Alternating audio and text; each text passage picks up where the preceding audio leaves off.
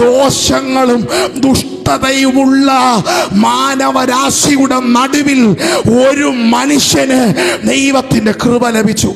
അതിന്റെ നടുവിൽ നോഹയ്ക്ക് മാത്രം എന്താ കൃപ കിട്ടിയേ?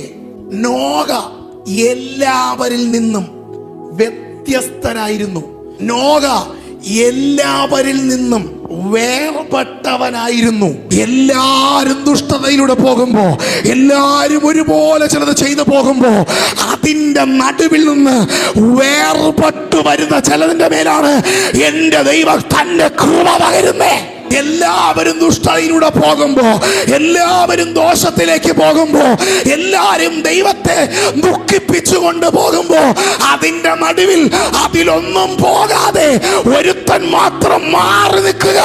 അവന്റെ പേരാണ് നോഹ. അവരെയും ദൈവം സൃഷ്ടിച്ചതല്ലേ, അവരും ദൈവത്തെ ആരാധിക്കുന്നതല്ലേ. അപ്പോ നമുക്ക് വായിക്കൂടെ? അങ്ങനെ പറയുന്നവനല്ല കൃപ കിട്ടുന്നേ. കൃപ കിട്ടുന്നത് ഇത് ശരിയല്ലെന്ന് മനസ്സിലാക്കി, ഇത് ദൈവത്തെ ദുഃഖിപ്പിക്കുന്ന പ്രവൃത്തിയാണെന്ന്, ഇത് ദൈവത്തെ ദുഃഖിപ്പിക്കുന്ന പോക്കാണെന്ന് മനസ്സിലാക്കി അതിൽ നിന്ന് വേർപെട്ട്, അതിൽ നിന്ന് വ്യത്യസ്തരായി ദൈവത്തിന് നിൽക്കുന്ന നോഹയാണ് നീയെങ്കിൽ, ദൈവാത്മാവി 2025 പരിശുദ്ധമ പറയുന്നു, നിന്നിലേക്ക് ഒരു കൃപ പകരാൻ എന്റെ ദൈവം ഈ കാലഘട്ടത്തിൽ ആഗ്രഹിക്കുന്നു.